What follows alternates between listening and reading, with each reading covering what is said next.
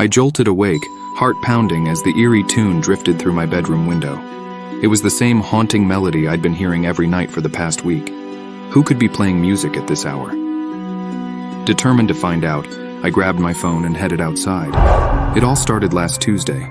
I was up late cramming for a history exam when I first heard it. A soft, haunting tune, like something out of an old music box. At first I thought it was my imagination, but then it happened again the next night, and the night after that. Tonight the tune seemed louder, more insistent. I followed the sound through my backyard and into the woods behind my house. The deeper I went, the more the trees seemed to close in around me, their twisted branches reaching out like skeletal fingers. I finally reached a small clearing, where the moonlight cast an eerie glow on an old, decrepit house. The tune was definitely coming from inside. I hesitated, every instinct screaming at me to turn back, but curiosity got the better of me. I pushed open the creaky front door and stepped inside. The house was dark and musty, filled with old, broken furniture and cobwebs. The tune grew louder, drawing me towards a staircase that led to the basement. With each step, my fear grew, but I couldn't stop now. I had to know where the music was coming from. The basement was dimly lit, with only a single flickering bulb hanging from the ceiling. In the corner, I saw an old dusty music box sitting on a table. The lid was open, and the tiny ballerina inside spun slowly, playing the eerie tune. I reached out to close the music box, but as soon as I touched it, the tune stopped abruptly. The sudden silence was deafening. Then I heard a soft rustling behind me. My heart raced as I turned around, expecting to see nothing more than shadows.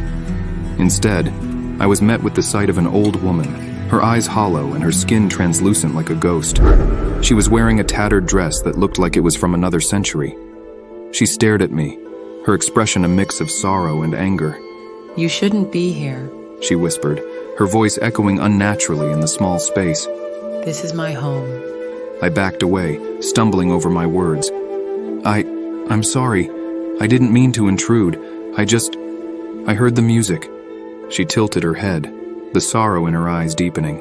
"That music box was a gift from my daughter. It played every night to help her sleep.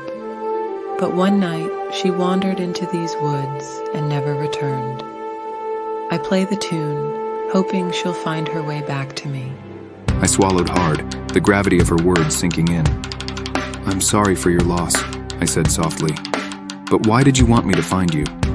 Her gaze sharpened, and her expression turned sinister. "Because you disturbed my peace. Now you must stay and keep me company." I felt a cold hand grip my arm, and I yanked away, sprinting up the stairs. The house seemed to groan and shift around me, as if trying to keep me trapped.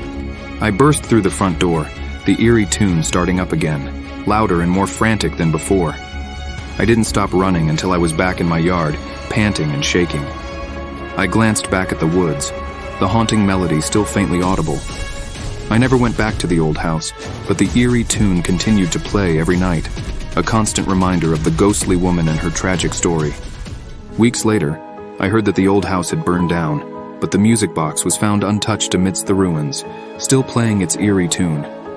The tune followed me in my dreams, and sometimes, just sometimes, I could hear the ghostly whispers calling my name, reminding me that I had intruded on a sorrow that time itself could not heal.